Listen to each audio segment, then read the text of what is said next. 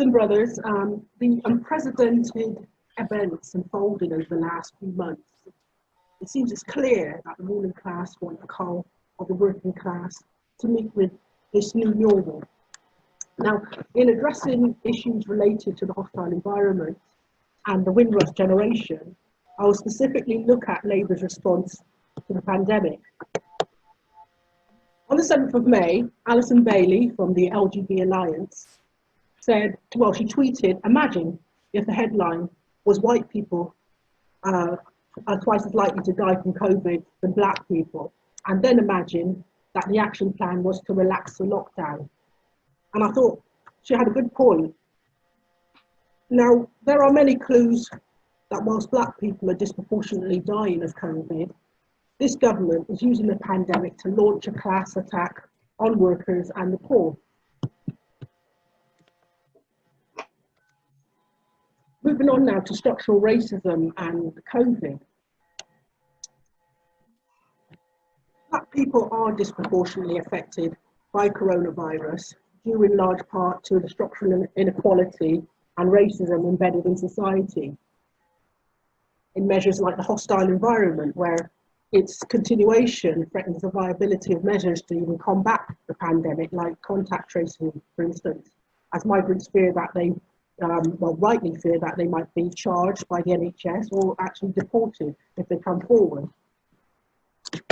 The overrepresentation of black and ethnic minorities in mental health units, in prisons, working in hospitals, working in care homes, the very places where COVID is most virulent, and all more likely to live in overcrowded conditions as well. Now, Johnson's announcement on the 10th of May that anyone who can't work from home are actively encouraged to go into work. Well, black people are on the front line, working in transport, as cleaners, in construction, and the jobs that you simply can't do from home. Now, it's important here to know that construction never locked down, and 3 times as many deaths of construction workers. There are 3 times as many deaths of construction workers than there have been of healthcare professionals. Also, looking at many of the fines that have happened over lockdown, the most disproportionately dished out to black people. And there is also a propensity to criminalise us also. So how has organised labour responded to all of this? Because the pandemic has thrown a light on which class actually does the most vital yet the most low paid work in society, as well as showing up the fault lines in the NHS and the social care system, which has been devoured through the 10 years of Tory privatisation and outsourcing. And it's a tremendous indictment when the UK has the worst rate of COVID deaths in the world, and yet we have a national health service. Now, there have been some excellent action in some unions, many unions. The GMB, you had the Lewisham Hospital cleaners, consisting of many black women workers who have shown how quick in this current climate that disputes can be won when workers take collective action with their union. In this case, walking out over unpaid wages, getting back what they were owed, and a pay rise to boot. Unions like Unite have flagged up the main factors determining the victims of the coronavirus, which is race and class, calling for measures that include ethnically sensitive risk assessments, for example. And the new unions, teaching union, they've actually been encouraging activism through digital meetings and campaigning for safer school openings, and like Unite, calling for ethnically sensitive risk assessments. But what about the fault lines in labour and the trade union movements? You've got to remember that only 6 MPs voted against the 2014 immigration bill. David Lammy has consistently voted for immigration controls. And who can forget Labour's immigration mug in the build-up to Ed Miliband's failed 2015 bid to become Prime Minister? So, although you have many trade unions doing some excellent work and providing some solid advice in defence of members' terms and conditions. Perhaps the most concerning of all is the labour movement's collective response and preparedness to the crisis and actions to defend the NHS. And let's look at some of these campaigns to save the NHS, because they've been mainly relegated to weekend A to B marches in a futile bid to appeal to the Tories' better nature, which they haven't got. And let's not forget, it was Labour under Tony Blair who brought in the trust hospitals in the first place. The TUC flu pandemic guidance for unions in 2009 demonstrates the labour movement's readiness in the event of a pandemic, and that's very good. However, the guidance contains one major flaw. Apart from not accounting for the structural racism in capitalist society that puts black workers at greater risk, it parrots the government's mouthpiece, the Health and Safety Executive, in dismissing the usefulness of PPE, albeit with qualification. Now, Beverley Majinga, a black woman with respiratory problems, pleaded with her employer, Govia Thameslink, against working outside of the protection of the ticket office without proper PPE. She was subsequently spat upon by a member of the public, falsely claiming that they had COVID and died days later. Why didn't Beverley not feel confident in her union's ability to back her if she and her colleagues decided to walk off the job over this particular issue? After all, health and safety is also the responsibility of the employee. Now, I'm going to relate my points to this sort of indifference to the lives of black members in particular, that has seen a less than mediocre response by the labour movement to collectively defend members of the Windrush generation who succumbed to the hostile environment, many of whom have been day one union members, but in their time of need and feeling alone and unsupported by the very movement that should have been embracing their concerns. Now, I'm just going to move on to Labour Party indifference. We're in the middle of one of the worst health crises in living memory. Yet here we have a Labour Party backed by affiliated unions that leader Keir Starmer now declares that as a result of the pandemic, its local councils have no choice but to cut core services or face bankruptcy. In other words, rather than defend the poor through a no-cuts budget, we'd rather break the poor, but at least the books would be balanced, right? Now, it doesn't have to be this way. According to a 2018 Trade Union Socialist Coalition report, Labour councils had a combined spending power greater than the GDP of 9 EU countries and a state budget of 16. Labour-led councils had more than sufficient reserves to support its class with a no-cuts budget for 2019-2020. Or I would say a workers' bailout budget right now. But as we've seen since 2010, Labour Council after Labour Council has slavishly implemented Tory austerity, even under Corbyn's leadership. Now imagine the support they would get if Labour councils got together and launched a no-cuts budget. Move on now. A general strike. Now I know there's probably no way in this right at this time there would be a general strike, but I just got to mention it in passing because a general strike motion was passed at TUC conference over 7 years ago. Now, surely now, when workers look about to be put on the scrap heap and youth unemployment about to surge, is set to surge, the time is well overdue to put this motion in action. Now, why a general strike?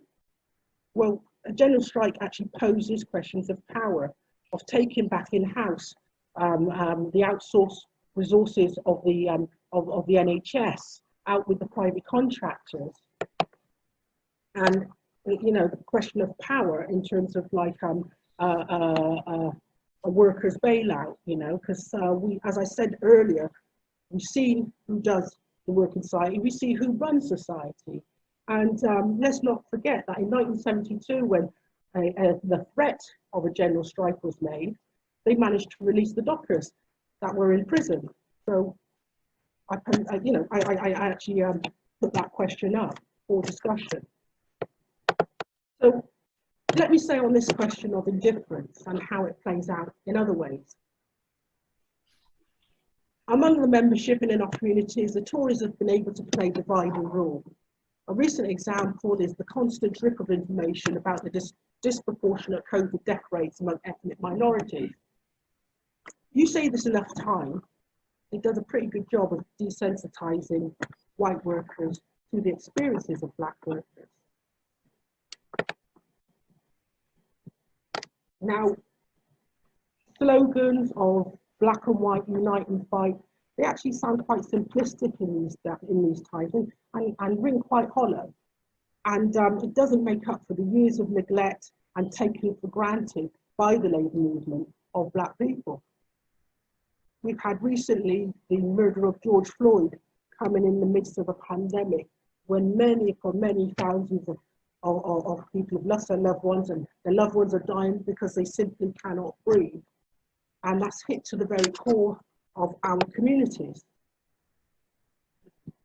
The death of Rashan Charles in Hackney 3 years ago this July, of the death of Rashan Charles, who was a young man who was killed in a very similar way on CCTV, and was sat on by 2 police officers in Hackney, drew very little support from the trade union movement. In fact, I quite remember the speculation of whether Rashan had swallowed drugs, anything but the unpalatable truth that disproportionate numbers of predominantly black people die at the hands of the police.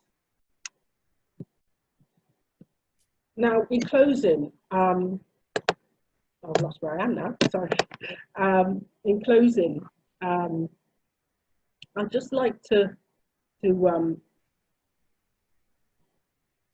talk about what capitalism has in store, because capitalism wants to reset itself. You have sections of capitalism that believe it's under threat and wants to reset itself. We want a green reset. And of course, we'd all like to see a more sustainable society, wouldn't we? I mean, I'd like to see no cladding on buildings and greener jobs. However, this Green New Deal is about exploitation. It's about exploitation of race, and it's about exploitation of class and a further running down of nature. So in ending my comments there, ultimately, we're in a fight for our lives, black and white. And I'll just leave it there.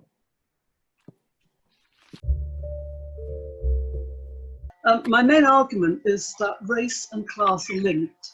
Racism is essential to capitalism. Capitalism is a class society. Britain was the first capitalist society. It was a first capitalist country, I should say, industrial capitalist country, and it was the first imperialist country. Racism is essential to capitalism. The ruling ideology in any society is that of the ruling class, and it's what I want to look at, this ideology and how it was spread and how it was penetrated, and how it is penetrating deep within society, and why. So first of all, just in relation to British imperialism, Britain had a head start in colonising. First of all, Ireland, then India, the colonisation of India started in 1757 with the East India Company, direct rule of India by 1858. By the 1880s, other European countries, particularly Germany and France, had also started to find their so-called place in the sun. But Britain had a head start. By 1922, the British Empire held sway over about 458 million people, 1/4 of the world's population at the time, and it covered more than 2 About 21 million square miles of territory, almost a quarter of the Earth's total land area. It was massive. And neo-colonialism now has taken part. Imperialism is not over, although formal control might be. So why was racism necessary? The ideology of racism underpinned slavery, and it was not a new phenomenon. I argue that racism was integral to the division of the working class, and the working class had to be divided. I'm talking about the white working class, had to be divided in order to maintain the empire. In other words, what this massive empire needed was consent from the vast mass of the population, particularly if they were going to fight and conquer colonies, and if they were going to be persuaded to adopt the fruits of the empire. So this was integral, a racist ideology, i.e. ensuring that white people thought that black people were inferior, was an incredibly important aspect, not only of slavery, but in particular of imperialism, because it's in this period, from the 1880s onwards, that what we saw, or what we could see in this country, was the great expansion, formally and informally, of the ideological apparatus of the state, which was both prompted by and facilitated by the rise in mass literacy. And the significance of this expanded mass culture was that it coincided with the new mass ideology of what we could call jingoistic imperialism. The empire and its benefits in the form of social imperialism provided the new unifying antidote to the emerging socialist consciousness of the 1880s, which threatened to expose the possible class conflict within what actually was, by the 1880s in Britain, a declining economy. The empire saved the British economy. By 1884, the vast mass, the majority of male workers only, had the vote. So the majority of men had the vote in this country. So there was mass democracy. It was vital, therefore, that those parties that supported imperialism, they all did, and they fell over themselves in support of imperialism, were voted for. So how was this racist ideology, which is integral, as I said, to the maintenance of the empire, how was it spread? Well, I've spoken about this mass literacy. That was occasioned because by 1890, education in Britain was both free and compulsory.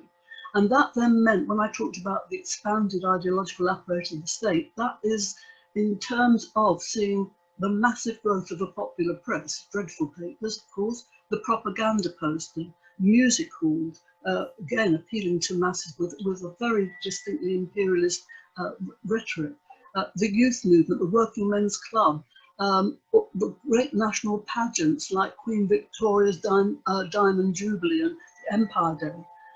The popular culture directed to the masses had an incredibly imperialist and racist resonance, but it provided great opportunities to win workers to the national as opposed to the class cause. The education system was integral to this. By 1890, as I said before, education was both free and compulsory for all. And so what we could see, and I've made a study of this, it sounds very sad, but I have, the use of school geography and history textbooks was seen as an important mechanism for inculcating the dominant ideology, especially the ideology of racial superiority. I'll give you one little flavour of that, one quote from a very popular history textbook that was a standard textbook, that was actually called a standard textbook, used for many, many years in elementary schools, called A History of England, and guess who it was by? Fletcher and Rudyard Kipling. It was the section on the West Indies in this book reads thus, and I'm quoting directly. The prosperity of the West Indies, once our richest possession, has very largely declined since slavery was abolished in 1833. There is little market for their chief products, and yet a large population, mainly descended from slaves, imported in previous centuries, or of mixed black and white races, is lazy, vicious, and incapable of any serious improvement or of work except under compulsion. In such a climate, a few bananas will sustain the life of a Negro quite sufficiently. Why should he work to get more than this? He is quite happy and quite useless and spends any extra money he has upon finery. Now, I reckon that probably every single school child in Britain from the 1880s, possibly until the 1930s, were reading and were being taught from books like this. Hence, by the way, the importance of ensuring that what's taught in schools will never be true, but it isn't quite as disgusting as that. So this ideology of racism really was a mass and essential thing once the population A, had the vote, and B, had access to education, in other words, were literate. So, but in the period of imperialist expansion from the 1880s onwards, this ideology was dressed up in a new pseudo-scientific garb and given, as I said, a popular mass appeal. In fact, Hitler was later to draw upon the writings of British white supremacists of this period, people like Benjamin Kidd and Carl Pearson, who subverted Darwin's theory of evolution by crudely using his ideas on the survival of the fittest and applying them to the struggle between races. The black races, their argument was, had already lost out in this struggle, having been conquered by the whites, hence proving the racial superiority of the conqueror. The struggle, the national struggle for existence, was synonymous, therefore, with racial superiority. We beat the blacks in South, we beat the Zulus in the Zulu War, we beat everywhere we beat them, so therefore it shows that they actually are racially inferior. Carl Pearson, one of these racial supremacists, associated himself with a biologist, a man called Francis Galton, who was a cousin of Charles Darwin, and was professor of eugenics at London University. Now, Francis Galton discovered this new science, so-called, of eugenics. It was completely and utterly accepted.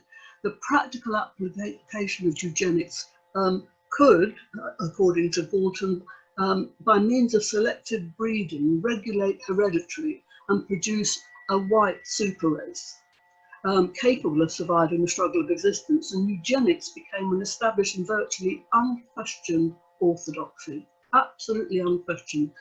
I think it still exists, actually.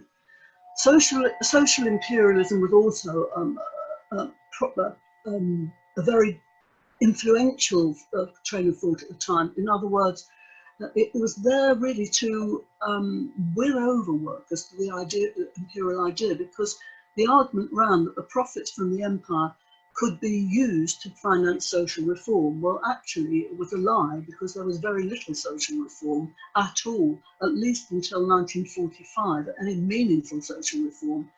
So the writings of all the major imperial statesmen, the people who nowadays have statues to them and hopefully will be pulled down, people like Chamberlain, Cecil Rhodes, Viscount Milner, were all imbued with this kind of so-called science, the eugenics and the whole notion of white superiority.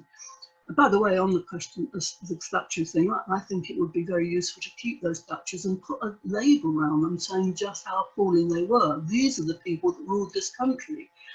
Let people know what their crimes were. You can't actually excise them, they existed. Now, what about the British Labour movement? Well, if you accept what I've said, and I hope you do, that racist ideology would have a great expansion during this period of mass literacy and of the development of a massive new ideological apparatus of the state in all the ways that I've spoken about, popular press and so on, then I think it seems impossible to imagine that this could not have an impact, not just within the working class, which it was supposed to, because they needed to divide the working class, but it also had an impact within those organisations of the working class who you would expect to know better. In other words, in the labour movement. Trade unions were very strong in Britain by this time, or well, relatively so. And the socialist movement was beginning to resurrect itself in the 1880s. But all these movements, labour movements, were caught on the tidal wave of imperialist hysteria and racist ideology, and was really weakened by these ideas. The labour movement itself was deeply imbued with racist prejudices, as were some of the socialist organisations. For example, the Social Democratic Federation, which Heinemann, who led it, was absolutely pro-imperialist and a racist, I would argue. So, if it's true. This is a much, I won't have time to go into it, unfortunately, but the ways in which the labour movement participated in the imperial project is quite shocking. My point about an ideology and racism is that you can only root it out if you recognise it exists. And it really has not been until really comparatively recently that people have recognised that there is such a thing as a racism and an ideology which supports it, which nurtures it. Implicit racist thinking overtly nurtured all through this period to continue to influence the labour movement's views. The TUC itself embarked on, whilst it said very little about the construction of the empire, was very complicit in organising within it from the 1920s onwards. What they did, they established their own colonial labour advisory committee, and they actually sent out colonial labour advisors to the colonies, as they called them, imperialist countries. They divided them up into sections. And these colonial labour advisors were sent there to instruct the workers, the natives, on how to form trade unions on the British model. Actually, their real purpose was to ensure that revolutionary trade unions did not develop, which could subvert British colonialism. And so these labour advisors were sent out in order to discourage the development of a pro-communist political movement. And where it didn't deliver compliance, the labour movements in those countries was crushed, as in the Malayan Federation and in Kenya. I won't have any time to go into that, but it's really quite a shocking story. So my point, I think, in conclusion, I suppose I do have to conclude, is that racism is absolutely essential to the functioning of capitalism for two reasons. One is because racism as an ideology has helped to divide. It was essential, to put it in Marxist terms, to maintain the relations of production. And by that I mean the relations which ensure that capital exploits labour. And that can only work if workers are divided. And the chief mechanism for dividing workers is on the grounds of their most easily identifiable characteristics. In other words, the colour of their skin and their sex, i.e., women and black people. Women and black people, my argument is, are absolutely essential to the maintenance of capitalism through, first of all, sowing divisions amongst the working class. Divisions are essential. Disraeli's famous sentence was divide and rule. That is ruling class tactics and strategy and philosophy, really, to ensure that the minority can exploit the majority. So that's one reason why racism is essential. but the other is directly in the sense that racism and imperialism, which obviously goes with it, and of course slavery, were essential to maintain super profits in the era of imperialism, and today through the super exploitation and the oppression of black workers. It's no accident that black workers and women workers are lower paid.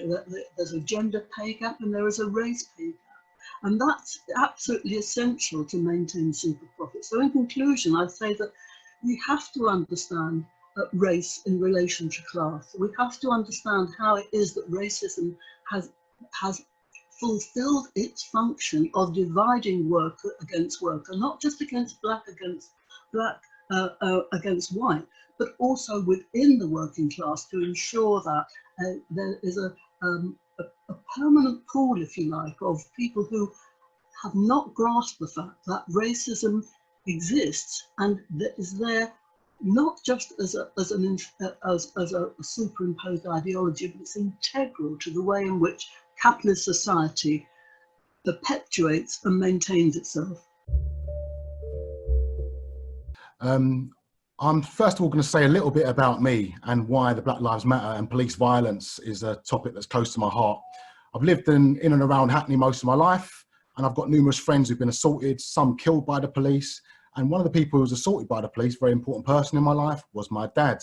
Someone who was assaulted by Stoke Newington police, framed, beaten up, and he got a conviction. He went to prison. That traumatized him for life. That affected his ability to get work. That affected his relationships with us. And the knock-on effect from that incident is long-lasting. And it was about racism. And you know, he had knock-on effect on his mental health, and that took its toll on the whole of us as a family. So I'd like to say that it's not just the individuals who are victims of the violence of the state. It's the knock-on effect on people, the communities, the families, which is often overlooked. My dad also, worth noting, he was a member of the Black Unity and Freedom Party. He was an anti-fascist, and he was from Grenada. Now, in Grenada, they had the New Deal movement, who deposed Eric Gairy, which comes back to Mary's point earlier about trade union leaders in the Caribbean. He's a dictator, awful dictator, massive inequality under his rule. He needed to be deposed, and there was a revolutionary government, kicked him out, and he has he's a trade union leader background. So that's the kind of trade union leaders that were being set up by the empire in the colonies. So I just wanted to touch on that a little bit. As far as what is to be done, educate, agitate, and organise. But I'm not going to just stop there. So I think we do that as Marxists. We need to be aware of the pseudoscience of racism. We see all around us that it's being reinforced, that talk of, you know, the blood groups, blood types, genes, differences based on skin colour, and a lot of it's nonsense. So understanding racism, how it's personal, how it's institutionalised, and it's not just you're a bad person, you're a racist, and you're a good person, you're not a racist, and there's nowhere in between, and it's just so simple. It affects institutions, and we need to understand that and not just simplify things. But thank you, Mary, for you know, talking about that. I think that we need to also understand, as Marxists and as Black people, that it's inextricably linked with capitalism. We must fight capitalism in order to be successful in smashing racism. We must be part of the class struggle. We must understand class, and we must change society. We're not trying to get a few black folk in the boardrooms. You know, that's not our achievement. That's not going to really win us. You know, the end of oppression and then end of exploitation. We really need to smash capitalism. We need to change society. We need to change the economy. We need to, you know, capitalism affects all aspects of society. It commodifies everything. You know, our bodies become commodities. Our culture becomes commodities for exploitation and for sale for profit. And we need to smash that. We need to rethink how we see our music, our culture, our bodies, our labour, everything, and not just look at it in terms of being a commodity and reducing our humanity to just being commodities for trade. I think that in order to change society, I think we we as a Communist Party, we're promoting winnable and achievable reforms and revolution. So, you know, we're not just sitting back saying, well, we need revolution, and until then, well, nothing's going to change. You know, our policy, our approach is to have winnable and achievable victories which can take us towards conditions more favourable to revolution. And that's, we can demonstrate that we can win things. We can demonstrate we've got the right analysis. And we can demonstrate that actually, you know, we can unite as broadly as possible to win the victories and take us towards a more just and equal society and revolution and significant change. So I would start by saying that please join the Communist Party as a, you know, because we, you know, have the approach that, and we want to bring people on board and work with others who we can agree and work together. So we also work with organised labour and the mass movements of labour, be it the trade unions, be it the Labour Party, but we don't say put all our trust and faith in these organisations. We work inside and outside, we work together. But ultimately, these are vehicles which working class people and black people are represented, and they're important vehicles for change. I'd add that there are self-organised groups within these parties and within these trade unions which are important to be involved in as black people, to affect change, to discuss the issues that affect us. There are also other self-organised groups for other groups, you know, LGBTQ+, and disabled workers. So I certainly encourage engagement in these groups, inside the mass organisations and grassroots organisations. You know, there are community organisations, for example, international solidarity campaigns. I'm a member of the Cuba Solidarity Campaign, and I'd certainly encourage people to, you know, look at, in terms of Cuba, how they represent what can be achieved with so little, but with a united population and with socialism. And also their achievements in terms of fighting racism, noteworthy, considering what they came from before with slavery and segregation, and they've come on leaps and bounds, although it's not perfect, worth noting.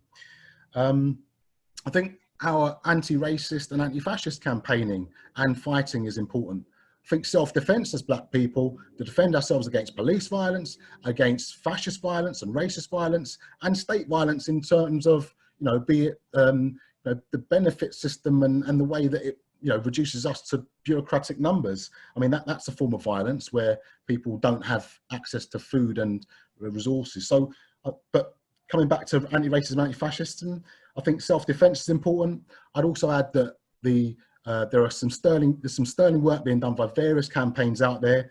And I would also like to point out the importance of intelligence work in finding out about the enemy, what they're up to, where they are, and understanding, you know, what they're feeding off and counteracting that. And some sterling work is being done in terms of research and information gathering and undermining from within, from an organisation called Hope Not Hate. But there are organisations out there who are also doing some important work. But around intelligence, I think that Hope Not Hate do stand out.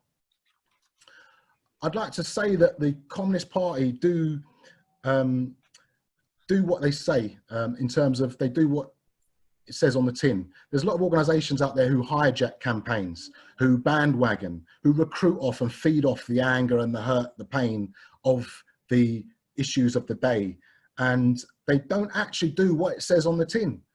They're actually busy recruiting for themselves and, you know, to get members, to get money, to this, that and the other, and undermining the campaign. So I'd certainly like to point out that we need to be mindful of that.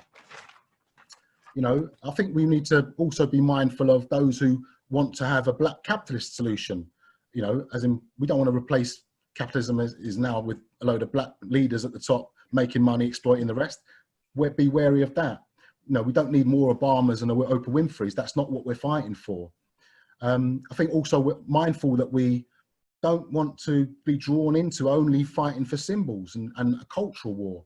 Our struggle is economic and it's bigger than just these little symbolic things. And also there's cultural nationalists we need to be aware of, who have an approach to simplifying the battle in terms of the culture of that group and the culture of the black community, which, you know, and that's somehow the battleground that needs to be won. I'd argue that no, capitalism, fighting capitalism, You know, fighting imperialism, that is the battle that needs to be won. So it's important not to just focus on statues. And I'm not saying that anyone here is doing that, but let's not be fooled into, let the media let us focus on that. I think, you know, I'd like to comment on the use of no platforming, that some people see that as a tool for those who oppose them. And I think that should be limited to fighting fascism. I think that sometimes it can be counterproductive when people in the movement are no platforming people they disagree with. For example, Jacob Rees-Mogg was famously no platformed by a so-called anti-fascist, which actually won him a lot of sympathy, which actually won a lot of people to see it. A lot of people saw him as a victim against this violence and thuggery. And I think that in that example of no platform, it wasn't helpful. So I think we should limit it to no platforming fascists and be mindful of, you know, wanting to win arguments and debates, but not debate fascists, quite obviously. But also, some people are racist, and you know that you know, people need to be won over and have racism levels reduced if they actually are intending to really engage in debates and so on. But I'm not arguing in favour of debating all racists either, though, to be honest. So I think that to kind of wrap up, that the Black Lives Matters struggle is really one that is about our lives as human beings and about bringing about equality and change and existence. Black people just staying alive against capitalism and imperialism. That is, existence is resistance. And I think that we also need to build links with wider other groups and, you know, work together where we can, where we have mutual interests and we can achieve the same objectives. Don't allow ourselves to be divided. I'd note that social media is incredibly divisive. It polarizes, it doesn't bring about discussion and cooperation in a way. So we need to be mindful that it can be a very divisive tool as well as a useful tool. So, but certainly one of our struggles is to not allow forces to divide us from one another, from, you know, on the basis of sexuality, religion, age, etc., because the system is busy doing that, dividing workers against each other. So that's one of the important things, to not allow them to win that, and to always be working towards building links, building common ground, building organisations. Yeah, I'll like to end there, but thank you for listening. I think it's really only through struggle. It's not through gesture politics. I mean, this notion of, you know, black and white unite and fight is, I think it's just a slogan. I mean, of course that would be wonderful, but I think you can only win unity if you recognise what the basis of disunity is. And racism is one of those things. And it's not just a question of white privilege at all. And that's what I was trying to explain. But I mean, if we see it in a political sense, that actually it is exploitation, super exploitation of black people, exploitation of all workers, and that racism is the infecting tool which has been used to ensure that those divisions are maintained. The real question is how do we overcome those divisions based on racism? And I think that in a way, still our labour movement gets it wrong, and a lot of our trade unions do. I think what is happening at the moment, although there appears to be increased sensitivity to that, I think there's a lack of understanding of what racism is. And what I think is happening most of the time is that there's a confusion between racism and xenophobia. In fact, of late, I've noticed that the TUC very rarely talks about racism. They talk about migrant workers, and the new phrase that's used, is black, Asian and minority ethnic. And I think that is a divisive term. I think that we should be talking about black workers, and black being a political term.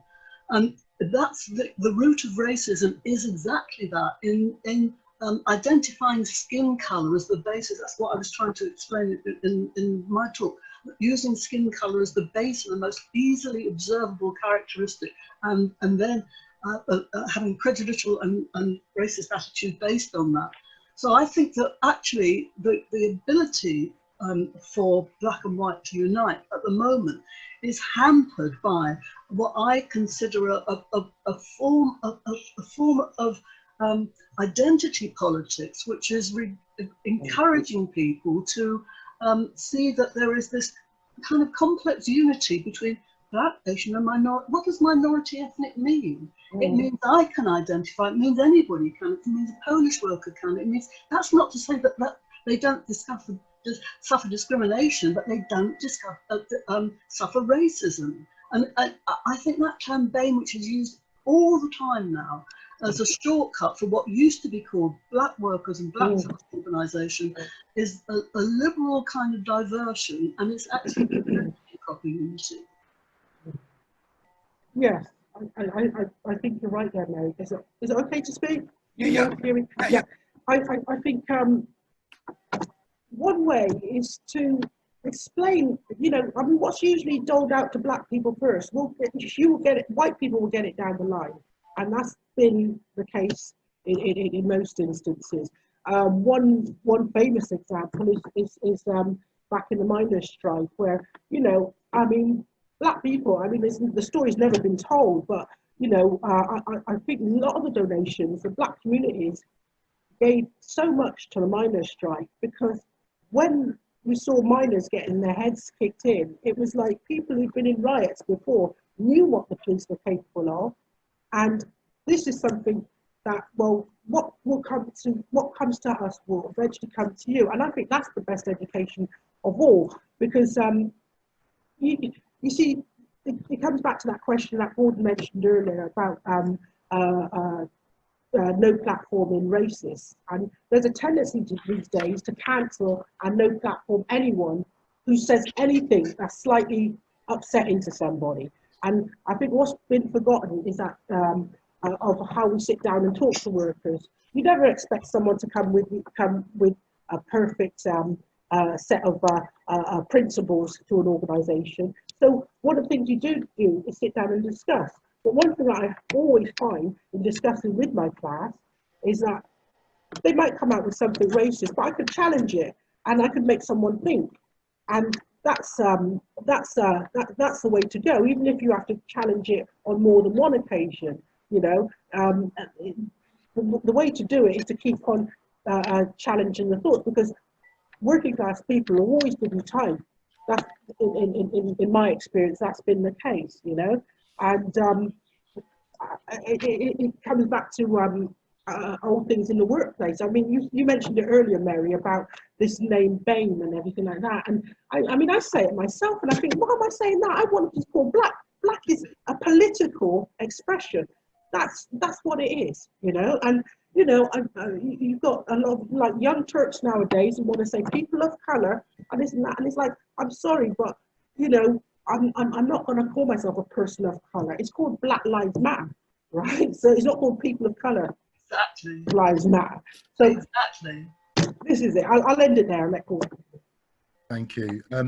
I think that sometimes where people are focusing on white privilege and various types of privilege, it's the point that there's discrimination and oppression and exploitation. So by focusing on privilege, sometimes we can, people can be blaming those who have no power and no responsibility for the current power imbalance or inequality.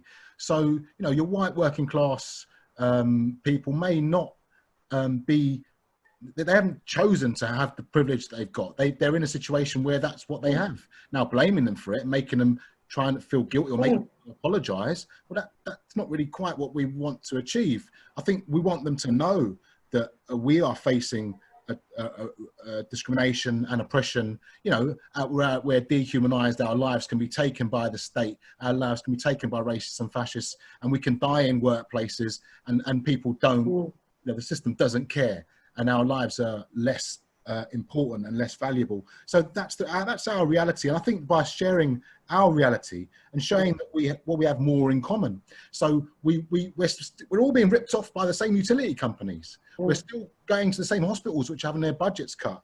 And we're still we're traveling on the same crowded trains. And when people start making the links, like, actually, yeah, we're in the same position. You know, when people know their neighbours and we build links within communities and don't allow the forces of division to divide us, you know, in terms of different religion, this, that, and the other, location, and don't allow those divisions, then we can work together as communities and realise what we have in common and work together to make a safer and better living conditions and working conditions and a better society. So we're certainly showing that we have more in common than what divides us, I think, is an important message to get out there. Yeah, I'll leave it there.